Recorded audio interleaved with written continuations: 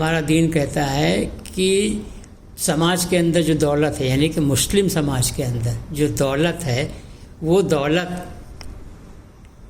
2, 4, 10, 20% لوگوں کے ہاتھ میں کنفائنڈ نہیں رہنی چاہیے، بلکہ اس کو سرکولیٹ ہوتے رہنا چاہیے۔ بالکل، یہ ڈائریکٹر پرنسپل ہے اسلامک پالیسی کا۔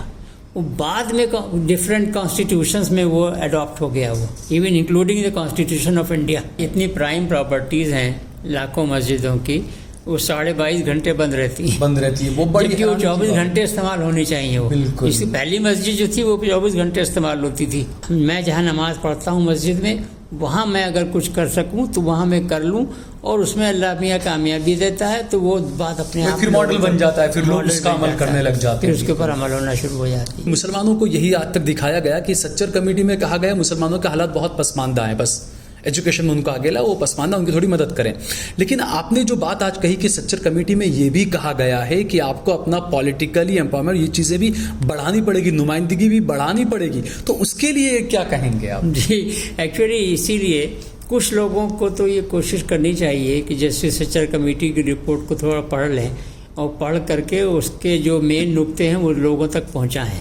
بالکل، تو وہ ویسے بھی میں آپ کو یہ عرض کروں کہ منسٹری آف مائنورٹی افیئرس نے اس کو اپلوڈ کر رکھا تھا سچر کمیٹی کو، لیکن ابھی میں نے حال میں دیکھا تو منسٹری آف مائنورٹی افیئرس کی ویب سائٹ ہی ختم، بالکل منسٹری ہی کی ختم۔ میں OSD تھا، پرائم منسٹر نے بنایا تھا جب سچر کمیٹی تھے، تو میں نے اس وقت یہ کیا تھا کہ اس کی رپورٹ کی جو پرنٹڈ کاپیز ہیں، وہ کوئی گورنمنٹ کا ڈپارٹمنٹ، کوئی یونیورسٹی ایسی نہیں بچی جہاں میں نے 8-10 کاپیز نہ پہنچا دی ہوں۔ ڈیلیمیٹیشن کے ساتھ میں وکاس کو اس طرح جوڑ دیا گیا ہے کہ لوگوں کو پتہ ہی نہیں چلتا ہے۔ جیسے میں ابھی ہم جس جگہ پر بیٹھے ہیں، احمد آباد کا خانپور علاقہ ہے، پیچھے پورا ریور فرنٹ ہے یہاں پر، تو وہاں پر 10,000 جھگی جھوپڑیاں ہوا کرتی تھی، اور یہ عموماً بالکل صاف تھا کہ وہ 10,000 میں سے تقریباً 8,000 مسلمان تھے، اور وہ کانگریس کا ووٹ تھا۔ وکاس کے نام پر ان کو یہاں سے ہٹایا گیا، اور ان کو ایسے علاقوں میں جا کر 2,500 لوگوں کو، ایک منی نگر کے علاقے میں 2,500 کسی علاقے میں، ایسے علاقوں میں وکاس کے نام پر مکان بنا کر ان کو دے دیے گئے کہ اب جہاں پر منی نگر ایک علاقہ ہے، یا داڑی لمڑا کے آس پاس کے وٹوا وغیرہ جو علاقے ہیں جہاں پر باقاعدہ اس طرح کے یہ ڈیلیمیٹیشن ہوتا ہے کہ وہاں پر 5 لاکھ ہندو ووٹ ہے، وہاں پر جا کر آپ نے یہاں سے اٹھا کے 2,500 مسلمانوں کو وہاں مکان دے دیے، 2,500 کو آپ نے دوسری جگہ مکان دے دیے، اور دکھا دیا دیکھیے ہم نے ان کی زندگی کو اپلفٹ کر دیا ہے۔ تو نمائندگی تو آپ کی بالکل ختم ہو گئی، بس آپ کو جھگی جھوپڑی میں سے آپ کو مکان میں رکھ دیا انہوں نے۔ جو لوگ نمائندگی کی بات کرتے ہیں انہیں تو بی جے پی کی بی ٹیم بتا دیا جاتا ہے آج کل۔ آپ دیکھ رہے ہیں دیش لائیو، دیش کی آواز۔ السلام علیکم، آداب، نمسکار، ست شری اکال۔ دیش لائیو میں آپ کا سواگت ہے، میں ہوں سہل قریشی۔ اس وقت میرے ساتھ میں ظفر محمود صاحب موجود ہیں۔ آپ نے اکثر سنا ہوگا زکوٰۃ فاؤنڈیشن کا نام۔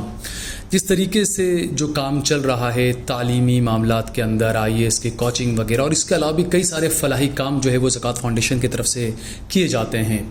تو آج میرے ساتھ میں ظفر محمود صاحب ہے، میں ان سے بات کروں گا، کیونکہ ہمیشہ باتیں بہت ہوتی ہے کہ سچر کمیٹی کی رپورٹ کا کیا ہوا، مسلمانوں کی بدحالی کیوں ہے، تمام چیزیں، بہت سارے ایسے ایشوز رہتے ہیں۔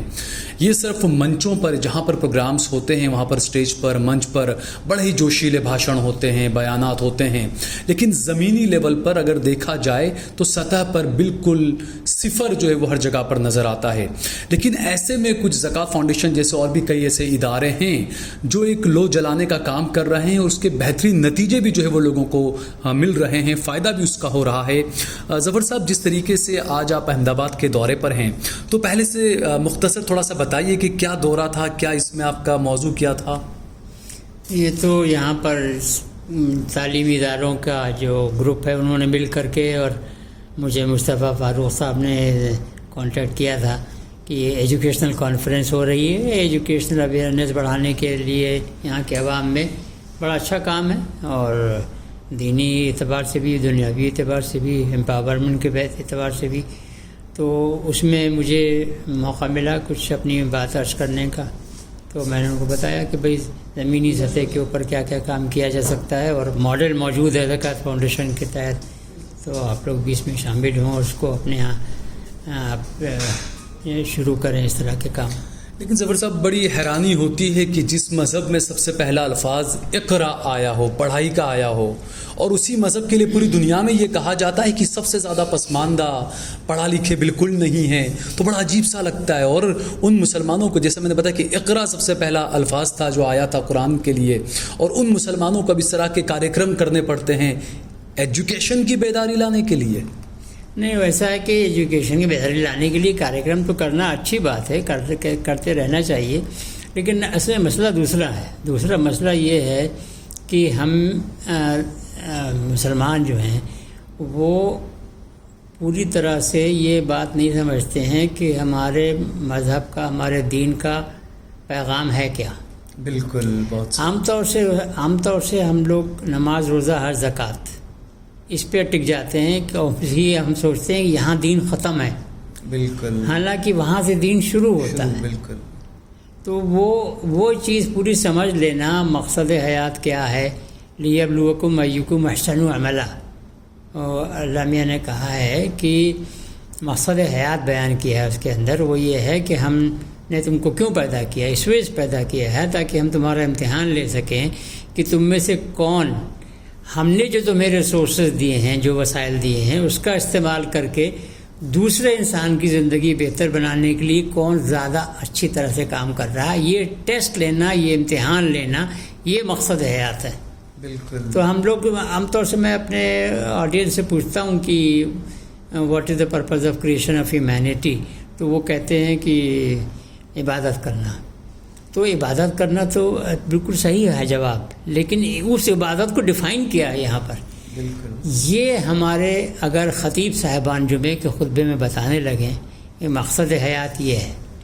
دوسری چیز جو میں آپ کو ایک مثال کے طور پر عرض کر رہا ہوں، وہ یہ ہے کہ جو ہمارے دین کا جو ستون ہے، ہم سوچتے ہیں وہ نماز، روزہ، حج، زکوٰۃ، لیکن یہ کہ ہم میں سے بہت کم کو یہ بات معلوم ہے کہ ہمارا دین کہتا ہے کہ سماج کے اندر جو دولت ہے، یعنی کہ مسلم سماج کے اندر جو دولت ہے، وہ دولت 2, 4, 10, 20% لوگوں کے ہاتھ میں کنفائنڈ نہیں رہنی چاہیے، بلکہ اس کو سرکولیٹ ہوتے رہنا چاہیے. بالکل. یہ ڈائریکٹر پرنسپل ہے اسلامک پالیسی کا. وہ بعد میں ڈفرینٹ کانسٹیٹیوشنز میں وہ اڈاپٹ ہو گیا، وہ even including the constitution of India. Circulation of wealth. Circulation of wealth is basically an Islamic principle of society. اب اس سرکولیشن آف ویلتھ کو اچیو کرنے کے لیے اس کے جو آلے کار ہیں، اس کی جو انسٹرومنٹیلٹیز ہیں، وہ ہیں یہ سب زکوٰۃ تھا اور صدقہ وغیرہ وغیرہ. اس تعلق سے بھی ہم لوگ یہ سوچتے ہیں کہ ہمارا جو فریضہ ہے دوسرے انسانوں کی مدد کرنے کے، وہ 2.5% میں نبٹ گیا زکوٰۃ میں.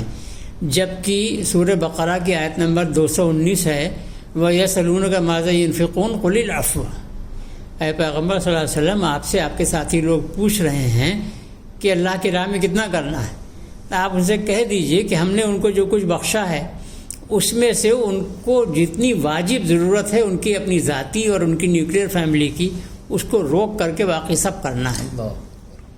تو دس از کوانٹیفیکیشن آف صدقہ. ہم لوگ اس امپریشن میں ہیں مسلمان کہ صدقہ کرنا یا نہ کرنا یہ ہمارا ڈسکریشن ہے، اور کتنا کرنا یہ بھی ہمارا ڈسکریشن ہے. ان دونوں پریزمپشنز کی نگیٹیوٹی ہو جاتی ہے اس آیت میں، سورہ بقرہ کی آیت نمبر 219.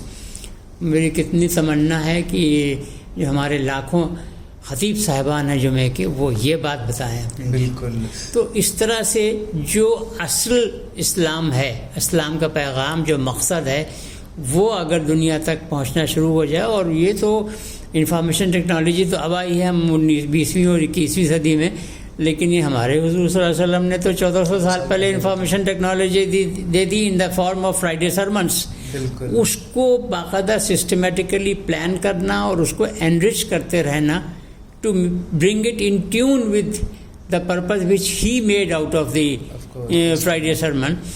وہ اگر ہم اس طرح کی کچھ بنیادی چیزیں اپنے اندر فائن ٹیوننگ کر لیں تو انشاءاللہ ملت آگے بڑھنا شروع ہو جائے. بہترین بات بتائی، کیونکہ میں بھی آج 40 سال کا ہوا. میں بچپن سے جب بھی مسجد میں جاتے ہیں اور خاص کر جمعہ کا جب خطبہ ہوتا ہے، تو میں جب 5-6 سال کا تھا تب سے لے کر آج تک اس ممبر سے ہمیشہ بس یہ روزہ، زکوٰۃ، نماز، رمضان، بس یہی چیزیں ہمیشہ چلتی آئی ہے.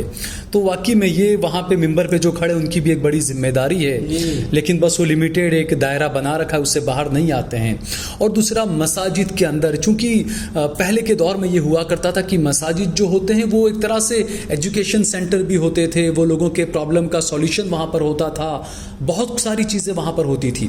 لیکن آج کل تو یہ ہے کہ مسجدوں کے اندر باقاعدہ کئی مسجدوں میں یہ ہوتا ہے کہ بس نماز ہو گئی، تالے لگا دو، کوئی اندر جا بھی نہیں سکتا ہے. اتنی پرائم پراپرٹیز ہیں لاکھوں مسجدوں کی، وہ 22.5 گھنٹے بند رہتی ہیں. وہ بڑی وہ 24 گھنٹے استعمال ہونی چاہیے. وہ اس کی پہلی مسجد جو تھی وہ 24 گھنٹے استعمال ہوتی تھی. اور اسی علاقے کے جو لوگ کام کرنا چاہتے ہیں وہ بیچارے جگہ تلاش رہے ہیں کہ ہم بچوں کو پڑھائیں یا کچھ کریں، ہمیں جگہ کہیں چاہیے. تو اس کے لیے ایک بڑی حکمت عملی بڑے لیول پر نہیں ہونی چاہیے مسلمانوں کی طرف سے. دیکھیے ایسا ہے، اس میں آپ کو ایک چیز عرض کروں کہ ہمیں کبھی بھی یہ کوشش نہیں کرنی چاہیے کہ صاحب ہم یہ سوچ کر کے کہ ہم بڑے قابل ہیں اور ساری عقل ہمارے اندر ہے اور ہم پوری دنیا کو بدل دیں گے. لیکن بلکہ اس کے بجائے اس کا الٹا ہونا چاہیے، باٹم ہیوی. وہ یعنی کہ ایک اپنے میں جہاں نماز پڑھتا ہوں مسجد میں، وہاں میں اگر کچھ کر سکوں تو وہاں میں کر لوں، اور اس میں اللہ میاں کامیابی دیتا ہے تو وہ بات اپنے آپ پھر ماڈل بن جاتا ہے، پھر لوگ اس کا عمل کرنے لگ جاتے ہیں، پھر اس کے اوپر عمل ہونا شروع ہو جاتی ہے. بالکل. تو یہ کیا جا سکتا ہے. ابھی آپ جو میں آپ سے ذکر کر رہا تھا جمعے کے خطبے کا، عام طور سے جو جمعے کا خطبہ ہے وہ عربی میں ہوتا ہے نا. اردو میں تقریر ہوتی ہے، وہ بھی یوزولی ان پلانڈ ہوتی ہے. بالکل. I have yet to know any person, بہت کم لوگ ایسے ہیں جو کہ پلان کر کے کہ آج مجھے جمعے کا خطبہ دینا ہے، اس میں مجھے اسٹڈی کر کے اور پلان کر کے طے کیا کہ یہ پوائنٹس بولنے ہیں. بالکل. تو ہوتا یہ ہے کہ جو جمعہ خطبہ ختم ہوتا ہے وہ سورہ نحل کی آیت نمبر 90 ہے، 16.90، ان اللہ یأمر بالعدل والاحسان وایتاء ذی القربی، ہے نا. یہ ذہنوں میں بیٹھی ہوئی ہے کہ جب یہ آیت پڑھی جائے تو اس کے مطلب خطبہ ختم اور نماز ہو جائے گی. بالکل. اچھا، یہ جب کہ سنیے، جی، جبکہ تمام مفسرین جو ہیں نا ان کی کنورجنس آف اوپینین ہے کہ یہ آیت ایسی ہے کہ اگر پورا قرآن نہ اترتا، صرف یہ آیت اترتی، تب بھی اللہ کا پیغام مکمل تھا.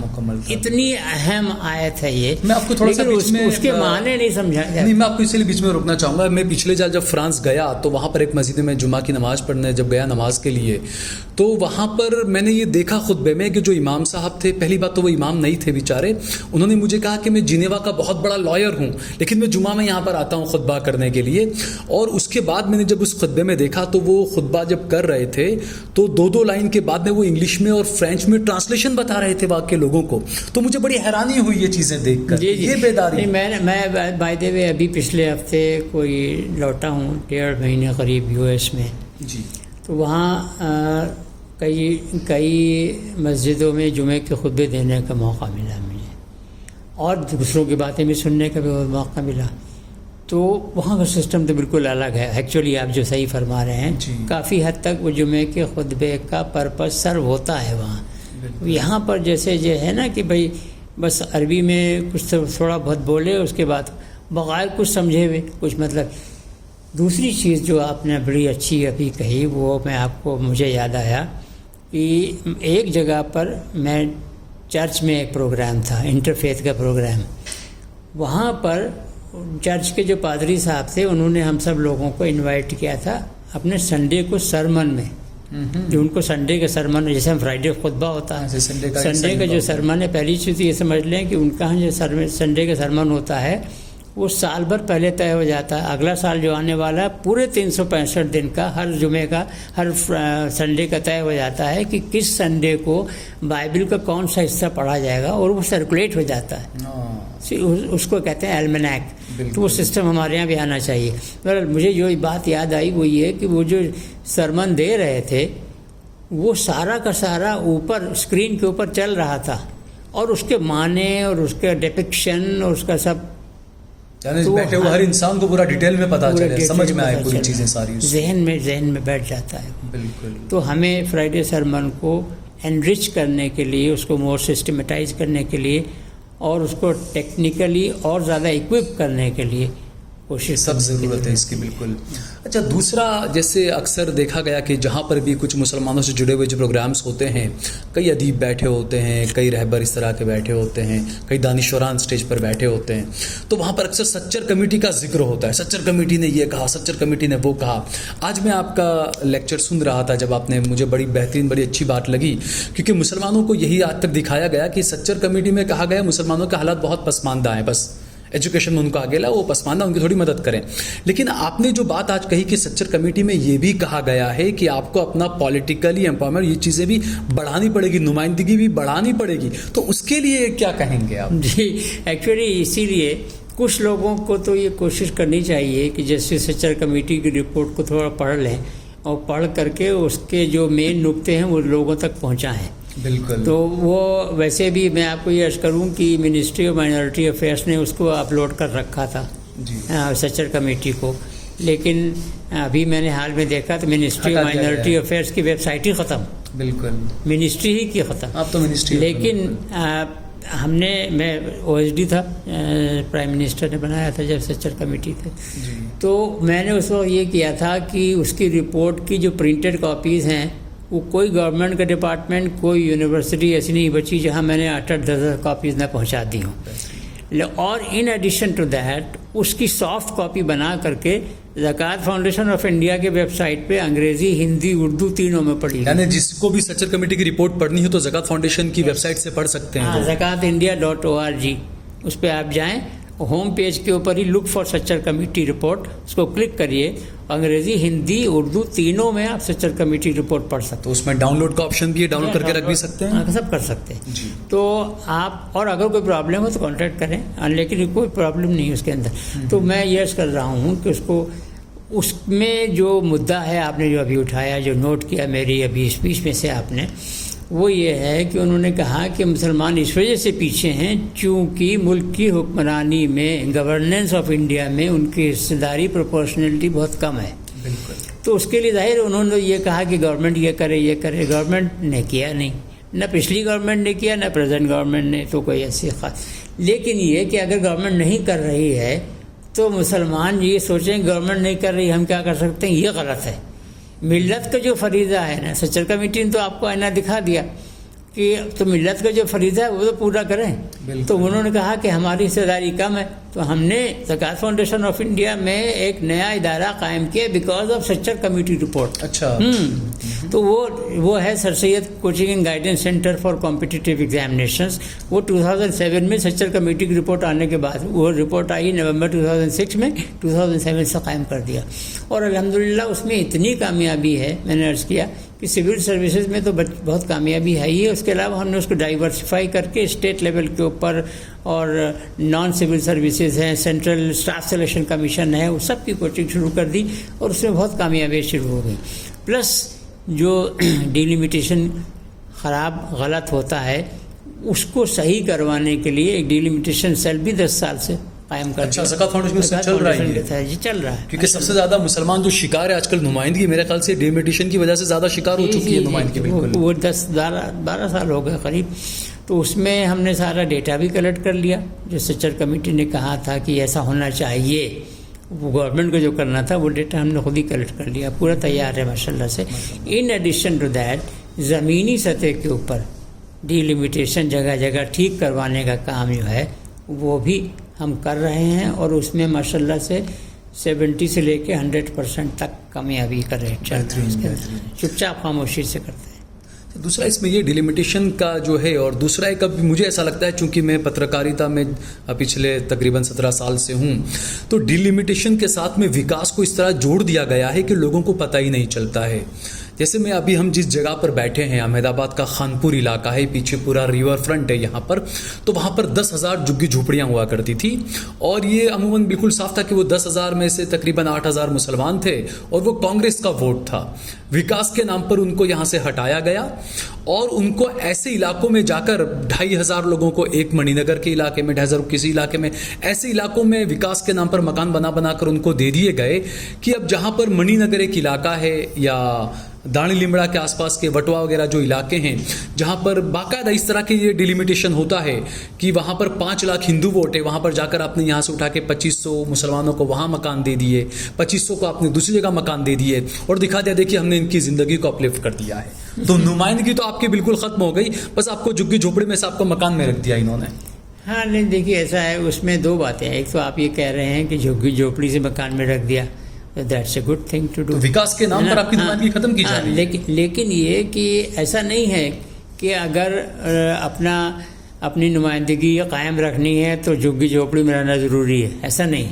اگر دوسری جگہ پہنچ گئے تو اس کے حساب سے جو پرموٹیشن کمبینیشن بنتے ہیں اس کو ذہن میں رکھتے ہوئے پھر بھی اپنی نمائندگی مینٹین رکھنا, یہ کام ایکچولی زمینی سطح کے اوپر کرنے کا ہے. تو کچھ تنظیموں کو آگے آنا چاہیے کہ بھائی جیسے آپ یہاں سے 10,000 لوگوں کو ہٹا رہے ہیں, آپ کو وکاس کرنا ہے تو یہیں پر ان کو مکان بنا کر دیں. آپ اپنے ووٹ بینک کے لیے آپ ان کو فٹ بال کی طرح ادھر پھینک رہے ہیں ادھر پھینک رہے ہیں. وہ تو اگر ملت کی تنظیمیں جو ہیں وہ اس وقت کچھ سامنے آئی ہوتی ہیں اور وہ بات چیت ہوتا ہی ہے. دیکھیے ایسا ہے کہ جب تک آپ کا اقبال بلند نہیں ہوگا نا تب تک کام کچھ ہونا نہیں ہے.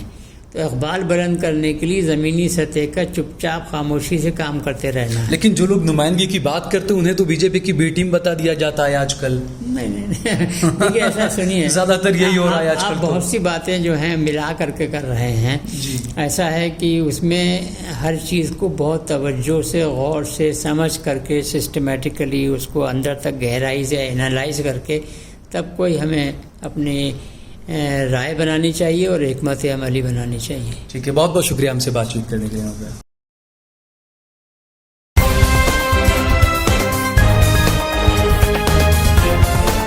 دیش اور دنیا کی تمام چھوٹی اور بڑی خبروں کے لیے ہمارے چینل کو سبسکرائب کرنا نہ بھولیں اور بیل کا بٹن ضرور دبائیں.